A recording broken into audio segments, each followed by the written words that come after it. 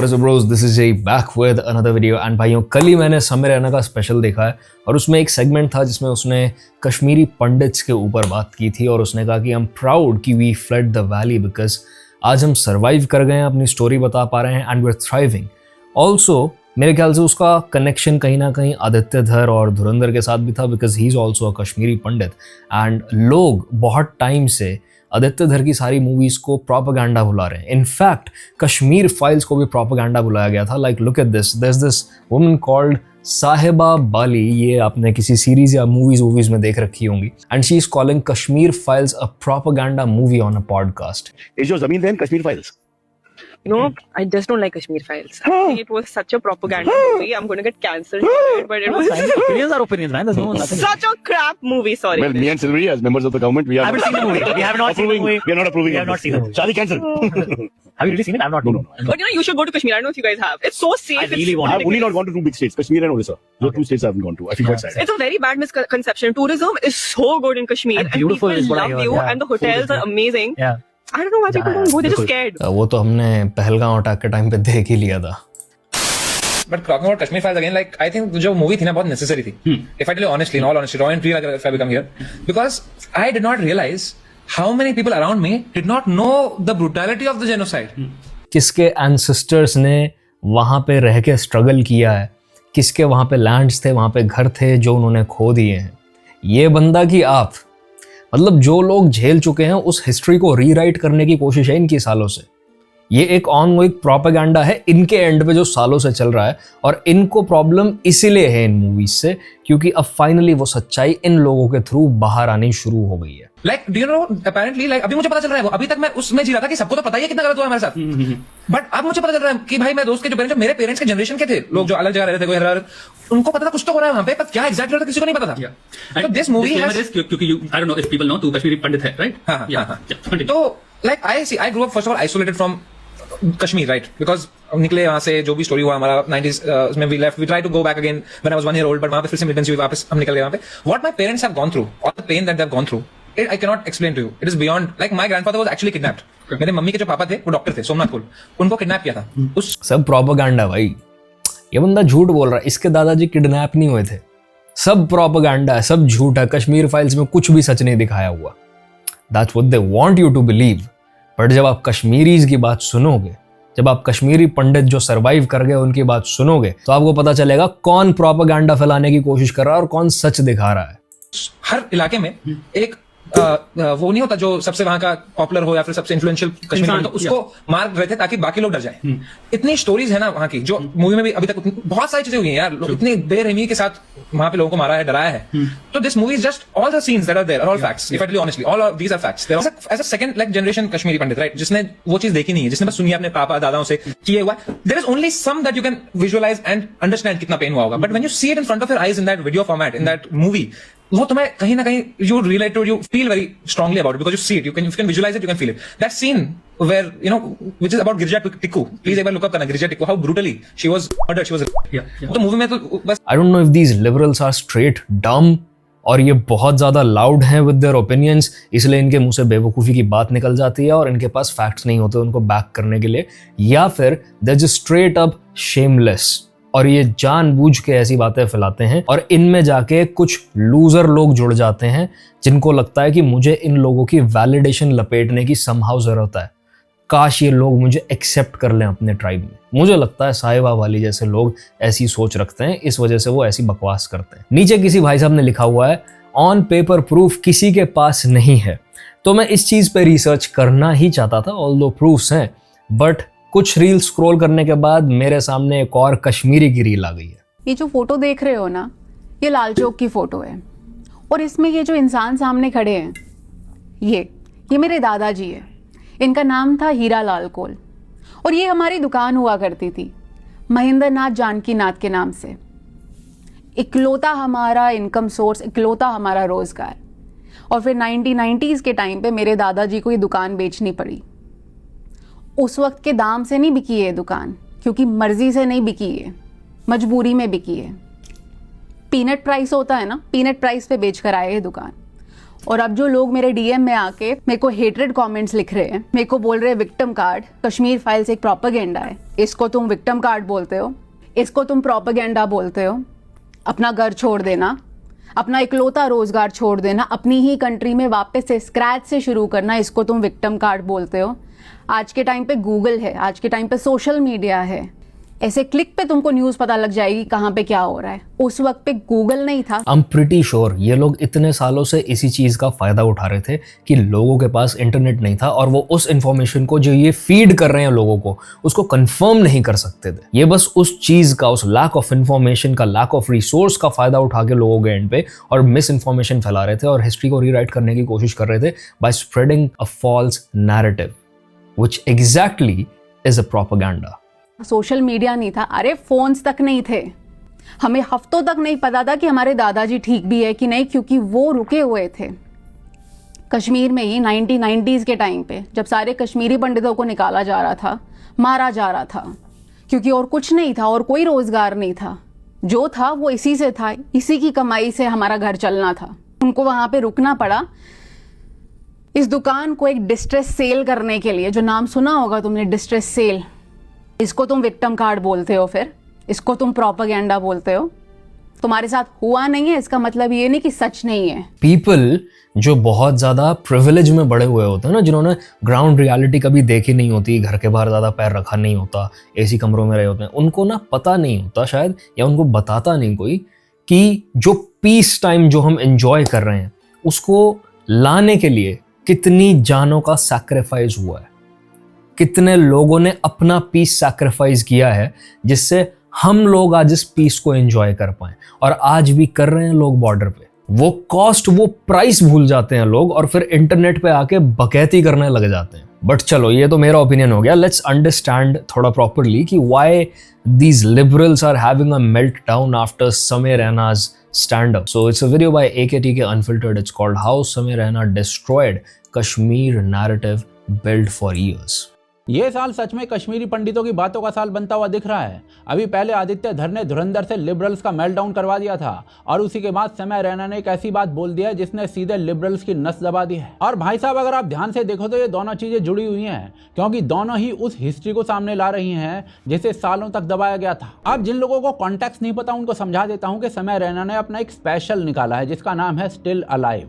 इस स्पेशल में उन्होंने अपनी पूरी जर्नी बताई है कि कैसे कंट्रोवर्सी के बाद मीडिया, सरकार, लेफ्ट विंग, राइट विंग सब उनके पीछे गिद्ध की तरह पड़ गए थे। हर कोई उनको खींच रहा था और अपना नैरेटिव उन पर थोपने की कोशिश कर रहा था। अब देखिए हमारा उस समय भी यही टेक था कि उनके शो पर जो हुआ वो ठीक नहीं था, लेकिन जो उनके साथ किया गया शो के बाद वो उससे भी ज्यादा गलत था। पर खैर इसी स्पेशल में समय रैना ने एक और बात कही जो असली है। बहुत सारे लोग मेरे वीडियो पे लिख रहे थे कि भाई समय ने भी तो सही जोक्स नहीं मारे हुए। भाई यही तो बोल रहा है वो अपने वीडियो में कि मैंने स्टूपिड ट्वीट्स डाले हुए, मैंने स्टूपिड जोक्स मारे हुए, तो मैंने भी कोई सही काम नहीं किया।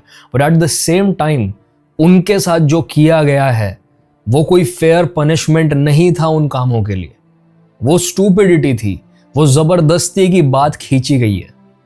और सबसे ज्यादा जरूरी है और जिस पर लोगों का उतना ध्यान नहीं गया, समय रैना ने कश्मीरी पंडितों के साथ जो हुआ उसे याद किया और उन्होंने उस नैरेटिव को जवाब दिया जिसमें कहा जाता था कि पंडित डर कर भाग गए थे और कायर थे। समय रैना ने एक्चुअली कहा कि लड़ाई तभी लड़नी चाहिए जब जीतने का मौका हो, और अगर लड़ाई अनफेयर हो तो वहां से निकल जाना ही सही फैसला होता है। भाई साहब ने साफ साफ कहा कि अगर उस समय दैट्स नॉट जस्ट समय रैना, भाग जाना जब आपके एक बैटल जीतने के चांसेस ना बराबर हैं is the smart thing to do. आप अगर सरवाइव कर जाओगे उस बैटल को, चाहे चालाकी से ही सही, चाहे भाग के ही सही, तो आपको और मौके मिलेंगे अपने आप को बिल्ड करके और अपनी बात रखने के, दोबारा से लड़ाई में घुसने के। बट अगर आप बहादुरी के नाम पे, जिससे लोग आपके गीत गाए आने वाले टाइमों में, आप अपने आप को सैक्रिफाइस कर दोगे तो आप खत्म, आपकी फैमिली खत्म, आपका ब्लड लाइन खत्म, एंड 4 दिन लोग आपके बारे में बात करेंगे और सब गायब हो जाएगा। हिस्ट्री में से आपका नाम डिलीट हो जाएगा। You will never have a chance to fight for yourself ever again, क्योंकि आपकी ब्लड लाइन में से ही कोई नहीं बचा है। एग्जैक्टली व्हाट समय Raina said in his stand up.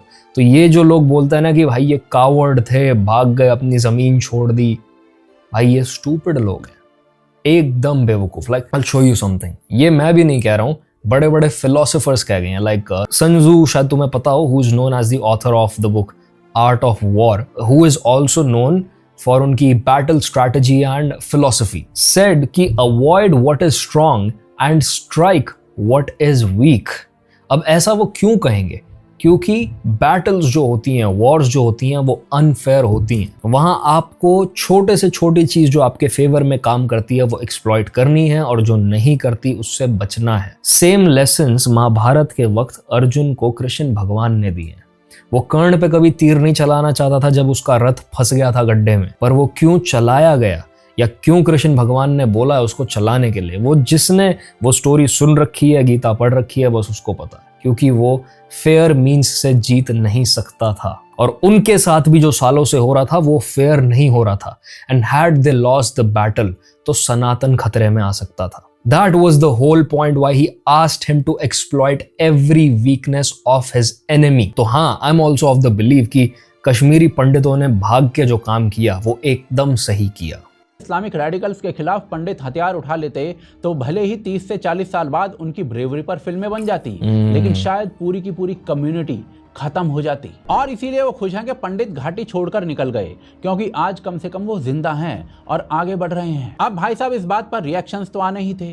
कुछ लोग कहने लगे कि समय रैना ने बिल्कुल सही कहा है, प्रैक्टिकल बात की है। वहीं कुछ लोग कहने लगे कि ये गलत है, ये तो कायरता है। ये दोनों ही बातें अलग अलग लोगों को कड़वी लग सकती हैं, और इसीलिए सच्चाई समझनी पड़ेगी। और उसके लिए हमें 1990 की ग्राउंड रियलिटी को देखना पड़ेगा। वो कोई अचानक से हुई। जो लोग कह रहे हैं ना ये कायरता है, बी ग्लैड आपको कभी ऐसी बैटल्स में घुसना नहीं पड़ेगा। हम ऐसे टाइम्स में नहीं रह गए, क्योंकि भाई आप 1000% बैटल्स हारते। Wars are not won with brute force alone. Strategy एक बहुत बड़ा पार्ट होता है of winning any war, any battle. और इसीलिए सन त्सू जैसे फिलोसोफर्स, स्ट्रैटेजिस्ट्स बहुत ज्यादा फेमस रहे हैं हिस्ट्री में, and they are known for never losing battles. Like Bhaag Milkha भाग में भी यही दिखाया है। वो अपने ईगो में आके, या करेज कह लो, अपने प्राइड में आके उन्होंने कहा कि नहीं भाई, हम ना ही तो कन्वर्ट होंगे और ना ही अपनी जगह छोड़ेंगे। वी विल स्टैंड और ग्राउंड एंड फाइट। और मिल्खा सिंह की पूरी फैमिली पार्टीशन के टाइम पे खत्म कर दी गई। उनका बचना एक लकी चीज थी, एंड बिकॉज ही सर्वाइव्ड आज हम सब मिल्खा सिंह को जानते हैं। नहीं तो ना इंसान होता, ना उसका टैलेंट होता, ना उसकी स्टोरी होती। एंड दैट्स व्हाई आपको दिमाग से पहले सोचना चाहिए और इमोशन से नहीं। घटना नहीं थी, वो प्लान्ड इस्लामिक टेरर था, जिसमें साफ साफ कश्मीरी पंडितों का एग्जोडस हुआ, नरसंहार हुआ था। धीरे धीरे इसका माहौल बनाया गया था। पहले बड़े बड़े पदों पर बैठे कश्मीरी हिंदुओं की टारगेटेड किलिंग्स हुई थी, फिर डर फैलाया गया था, और फिर एक स्टेज आई थी जब रातों में मस्जिदों से अनाउंसमेंट होने लगी थी। कश्मीरी पंडितों का हिंदुओं का नाम लेकर साफ साफ धमकियां दी गई थी।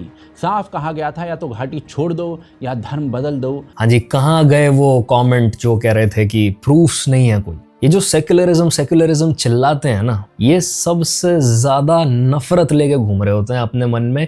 इनका डेफिनेशन ऑफ सेक्युलरिज्म ये है कि भाई हमारी हाँ में हाँ मिलाओ, हमें फेवर करो और हमारे लिए ऐसे रूल्स बनाओ जिससे हमारा डोमिनेंस ओवर टाइम एस्टैब्लिश हो। अगर ऐसा नहीं होता है तो आप घटिया आदमी हो, आप अंधभक्त हो, आप सेक्युलर नहीं हो, या मरने के लिए तैयार रहो। इसी के साथ महिलाओं के साथ क्राइम्स हुए, बच्चों तक को नहीं छोड़ा गया और लोगों को उनके घरों में घुसकर मारा गया था। और ये सब इसीलिए किया गया ताकि एक क्लियर मैसेज जाए कि अब यहाँ पर हिंदू सुरक्षित नहीं है, अब कश्मीर सिर्फ मुसलमानों का है। एंड ये मैं कोई कहानी नहीं बना रहा हूँ, ये डॉक्यूमेंटेड रियलिटी है। उस समय लगभग 3 से 4 लाख कश्मीरी पंडितों ने अपना ही घर छोड़ दिया था। हजारों साल पुरानी उनकी मौजूदगी एक झटके में खत्म कर दी गई थी। और ऐसे में सवाल पूछना बहुत आसान है कि भाई उन्होंने लड़ाई क्यों नहीं की, लेकिन सवाल का जवाब इतना सीधा नहीं है। आप उस समय की ग्राउंड रियलिटी देखिए। उस समय पंडित कुल कश्मीर की पॉपुलेशन का 4 से 5% थे। दूसरी तरफ पाकिस्तान द्वारा स्पॉन्सर्ड इस्लामिक ऑर्गेनाइज्ड मिलिटेंसी थी, AK-47 थी,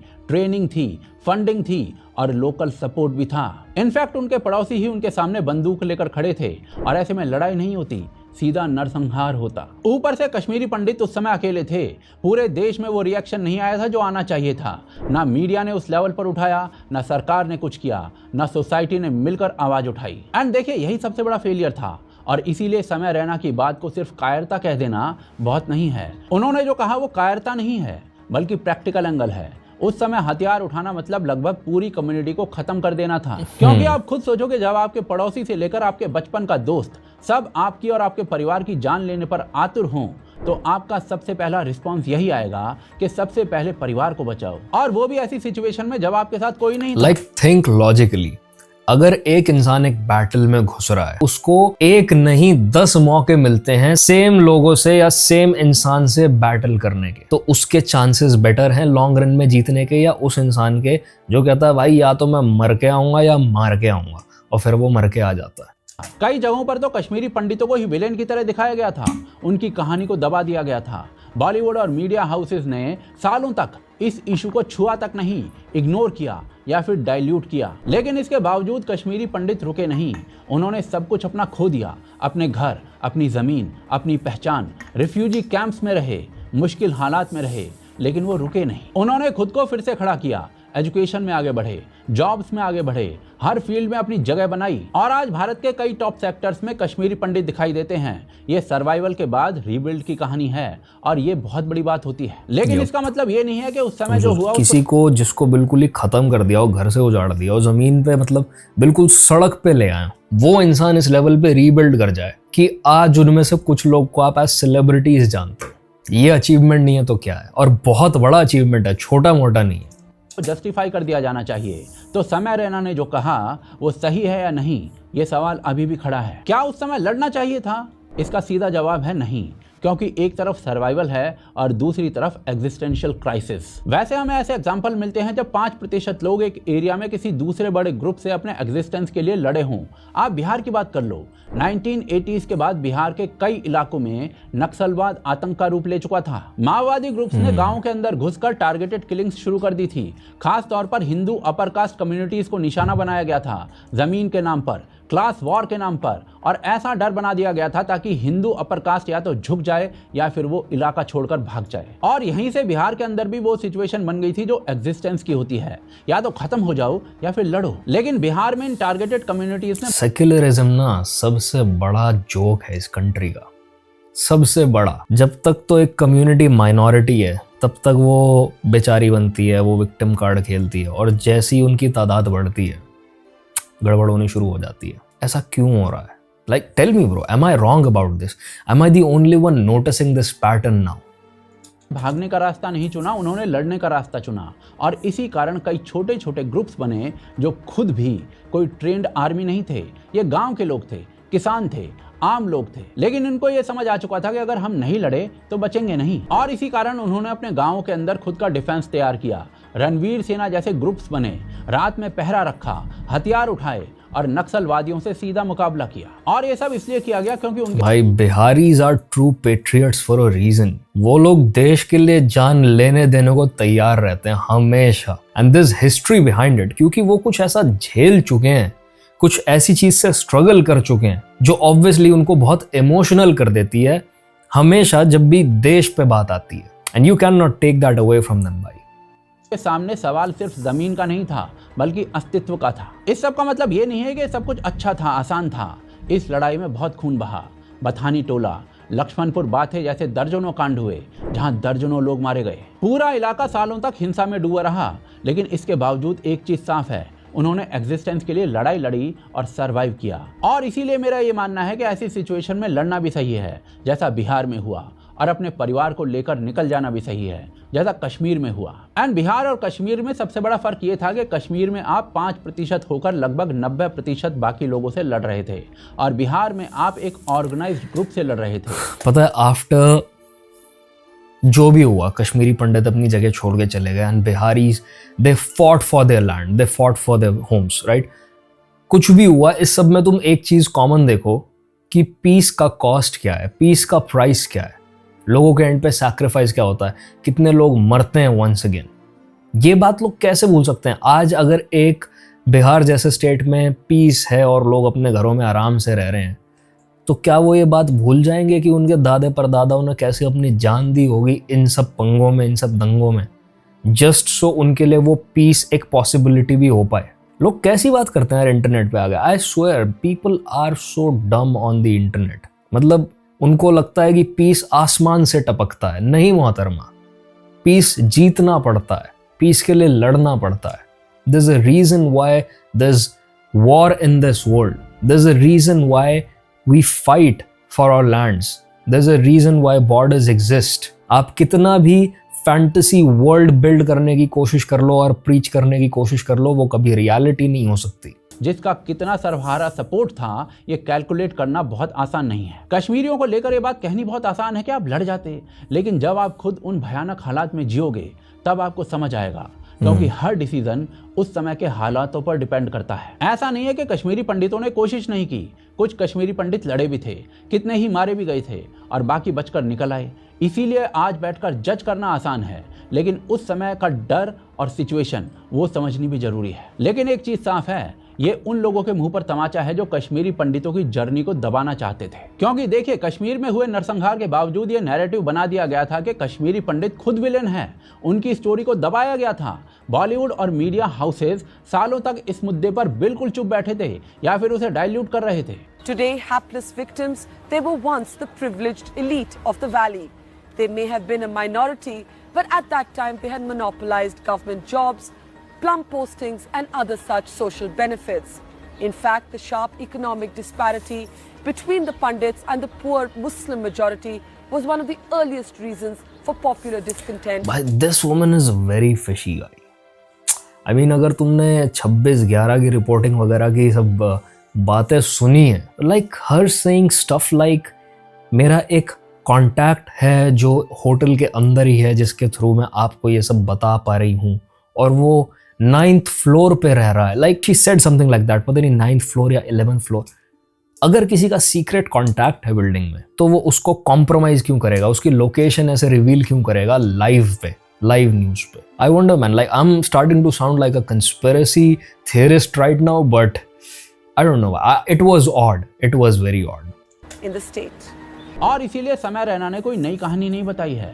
उन्होंने वही बात की जो रियलिटी है, लेकिन जिस पर लोग खुलकर बात नहीं करते थे. और यही वो पॉइंट है जहां पर लिबरल्स की हिपोक्रेसी एक्सपोज होती है. जब दूसरी कम्युनिटीज के ह्यूमन राइट्स पर बात होती है तो आवाज उठाई जाती है, लेकिन कश्मीरी पंडितों के मामले में या तो चुप्पी रहती है या फिर सवाल विक्टिम पर ही उठा दिया जाता है इस पूरी लिबरल जमात के द्वारा. और यही डबल स्टैंडर्ड है.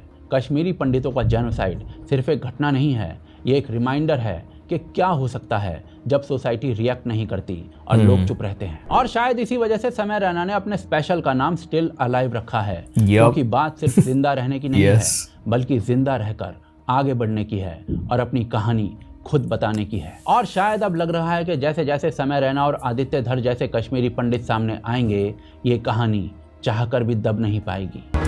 आई एम प्रिटी श्योर समय रैना ने वो जो टाइटल दिया है और जो पूरा कश्मीर वाला एक सेगमेंट डाला है और बार बार पे रेफरेंसेस डाले हैं कि भाई हम कश्मीरी तो हमेशा क्रॉस फायर में ही मरते हैं, हमारी कोई गलती भी नहीं होती, वो उसने बहुत इंटेंशनली किया, क्योंकि डेफिनेटली उसके सामने भी ये सब रील्स, कश्मीर फाइल्स और धुरंधर को प्रोपेगेंडा बुलाते हुए आ गई होंगी. एंड भाई जिसने वो चीज़ झेल रखी है ना, जिसके फैमिली मेम्बर्स ने वो चीज़ झेल रखी है, वो बंदा उस बारे में ना चुप नहीं बैठ सकता. उसको तकलीफ तो बहुत होती होगी ये सब देख के कि ये लोग उस चीज़ को प्रोपेगेंडा बुला रहे हैं जो मैंने जी है, जो मेरी फैमिली ने जी है. तो भाई shame on these people. Like at this point it's safe to say कि अगर कोई अपने आप को लिबरल बुला रहा है तो उसका ऊपरी माला खाली है. It just translates to someone being a stupid person at this point. If they wouldn't have left, we wouldn't have known the reality, they would have changed the whole narrative by now. Yes, I'm glad they left, they fled, क्योंकि हमें नहीं तो कभी सच्चाई पता ना चलती. ये मीडिया वाले और ये बॉलीवुड मिलके इस तरीके से हिस्ट्री को रीराइट कर देता, डिस्टॉर्ट कर देता कि हम पूरी जिंदगी उसी को रियलिटी समझते रहते. ये सर्वाइवर्स रीजन है why we know what actually happened, even though on paper शायद चीजें थोड़ी अलग हो. एंड ये बॉलीवुड वाली चीज ना बहुत नोटिसेबल हो रही है. And it's not just me saying it, like look at what Zakir Khan said इनके रीसेंट स्टैंड अप में. दूसरा मैं देख रहा था कि कितनी ही कॉन्ग्रेचुलेटरी पोस्ट आप डालते हैं, कितनी ही स्टोरी डाल दें, कितनी ही पब्लिकली इंटरव्यू में आप कह दें मेरी फेवरेट फिल्म, पर सच तो ये दोस्तों धुरंधर से सबकी जली तो है. देखिए बम फिल्म में फूटे लियारी में, पर धुआं हुआ है बांद्रा से जुहू में. कई सालों की मेहनत खराब होगी ना भाई झूठ फैलाने की, तो ऑब्वियसली दुख तो होगा कि भाई एक मूवी ने, बस एक मूवी ने हमारे 50-60 साल का काम एक सेकंड में मिट्टी में कैसे मिला दिया जो हम झूठ फैला रहे थे. But this is how the world works. आप सच को जब छुपाने की कोशिश करते हो ना, you trying to bend the threads of reality. वो ज्यादा दिन मुड़े नहीं रह सकते, वो कभी ना कभी वापस सीधे होंगे. And when they will snap back, impact बहुत बुरा होगा. So this is it for this video भाइयों. I hope you enjoyed it. Let me know तुम्हारे क्या विचार हैं इस पूरे सिचुएशन पे. मेरे ख्याल से we should talk about these issues because ये लोग बहुत ज्यादा वोकल रहते हैं अपने ओपिनियंस को लेके, एंड बिकॉज दूसरा साइड शांत रहता है क्योंकि वो इनको सीरियसली नहीं लेता, तो ओवर टाइम इन्हीं की बात सच की तरह देख ली जाती है, and that is very dangerous. तो yep, all of this needs to be talked about, needs to be addressed, and I'm glad Samir did that in his comedy special. So yep, that's all I want to say, and I will see you brothers in the next one. Peace.